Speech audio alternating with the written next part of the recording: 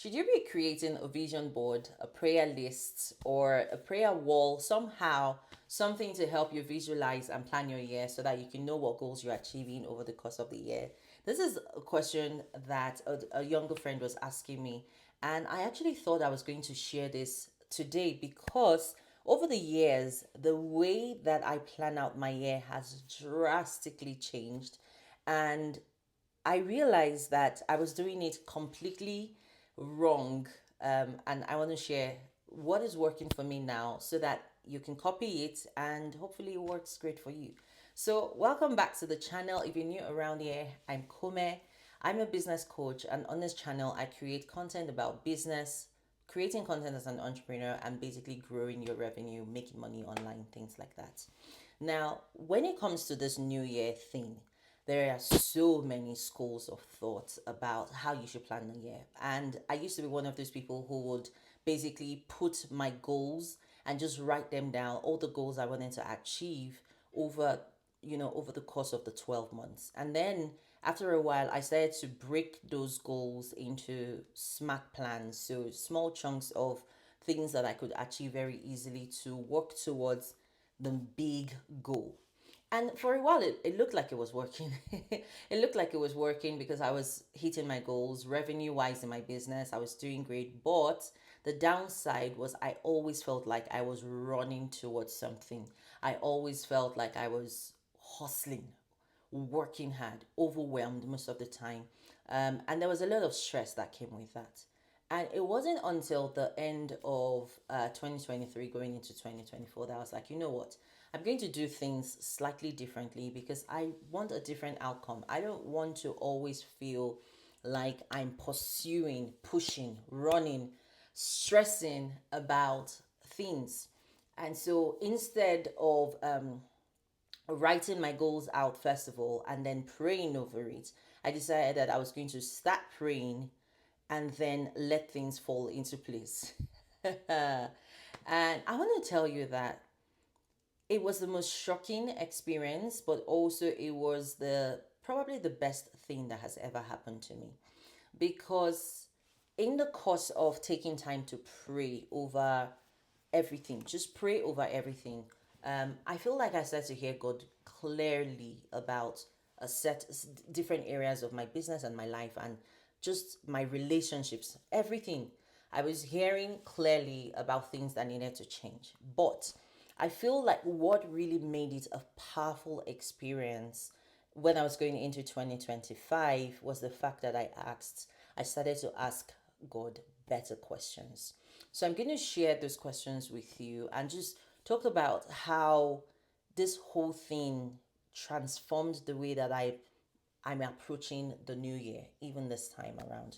So the first question that I asked, or I started to ask, was, why am I here? Now, it's not the first time I've asked that question, but I think this time I was asking it from a point of view of I've done a lot of things in my business.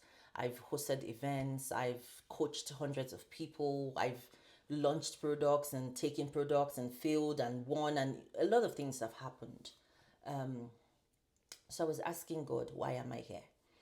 And I don't feel like I heard an answer early on. And so every day I would just meditate about it, pray about it. Why am I here? And so over time, I feel like I started to get a clearer picture day after day of why I was here. The second question I started to ask is, Lord, what would you have me do right now? And I need to tell you that don't go asking these questions unless you're serious about the answer. Because, hey, right now I'm doing this 100 days challenge because of the response of that prayer like a year ago. And I was basically praying and saying, God, why am I here right now? Why am I here right now? And what do you want me to be doing right now? And when I started to ask that questions, I started to basically hear back things that I had done well, things that I hadn't done well, but things that God wanted me to move on to. Like, I found that I had been in a space that I had overgrown, and I don't know who needs to hear this. There are certain times where you've gotten comfortable in a particular area, a particular space or place, and it might be time to move on, but you don't know that unless you ask, what would you have me do right now? And so when I started asking, the first thing the Holy Spirit started to show me was the fact that I wasn't speaking in my content. I know I've shared this before, but that was such a profound thing to share, because here I was, and God was telling me about how He wanted me to teach people, help people, but on the other hand, I wasn't doing what I needed to do to reach those people. I wasn't making enough content and I wasn't speaking in my content. And I remember during that time as I was praying, I was reading Genesis in the Bible. And one of the things God showed me was the fact that before anything came into existence, God spoke. If you read that Genesis 1, it says, in the beginning, God made heaven and earth. But the next thing the Bible tells us about God was that God was speaking. And so I felt very heavily in my heart then, like God was asking me, how are you going to create the programs, the rooms, the retreats that you are dreaming about unless you speak? And I'm not even going to lie, it took me a long time to get clarity, like 6 months to get clarity about what the Holy Spirit was saying. Because in the beginning, I was arguing. I was like, God, I'm speaking, I'm putting out content. And then one day the Holy Spirit said, are you really putting out content? Go back and look at your content. And then I went back and realized I wasn't actually speaking with my voice. I was doing a lot of things, but I wasn't speaking. And so that question, that singular question, changed everything. Now, I'm not going to say that I've gotten the results of me speaking more, but already I can see things shifting. I can see that my confidence is growing even as I get on camera. I'm finding my true voice. Some days, and this is quite interesting because there was someone saying this to me, and she said, some days, Kome, you sound more British than Nigerian, and then some other days you sound more Nigerian than British. And I said, look, I think I'm going through an evolution and I'm finding my true voice. I think it's going to end up being in the middle of both, right? Where I feel like I'm articulate, I'm confident, but I have my own sound at the end of the day. But that's a story for another day. I probably would do a video on that, just what it feels like to find your voice, your authentic voice. But generally, that question of, Lord, what would you like me to do? What would you have me do right now? It opened a whole can of things I didn't realize. And then the third question is, I started to ask, how do you want me to show up right now? Whew. And that one, I think that has been the hardest one to swallow. That has been the hardest one to get through, right? And the more I prayed about, Lord, how do you want me to show up? How do you want me to show up? I know you've said it.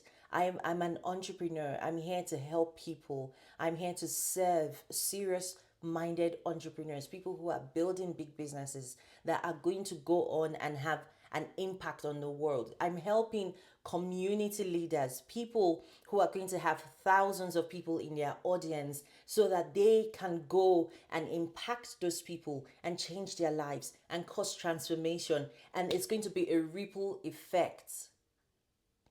But God, how do you want me to show up? And then God said, okay, here are the ways I want you to show up. First of all, I want you to stop hiding. I'm like, Lord, I haven't been hiding.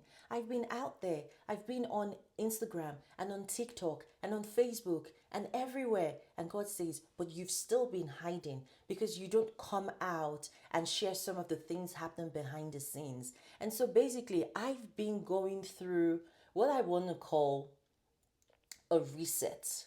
I've been going through a reset of, okay, this is how I'm going to show up. This is what I need to share. This is how I need to use my voice. This is how I need to present the fact that I'm an entrepreneur who believes in God. And they're not, it's not everyone who is an entrepreneur who believes in God, but this is how you're going to show up in the marketplace.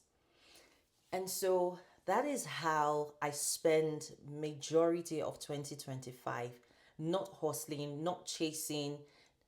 It did affect my income. I shut down a couple of programs, but I have never been clearer about where I'm going than now. And I wish that more people would understand that it's not about the goals that you write. It's not about the vision wall or the vision board that you create.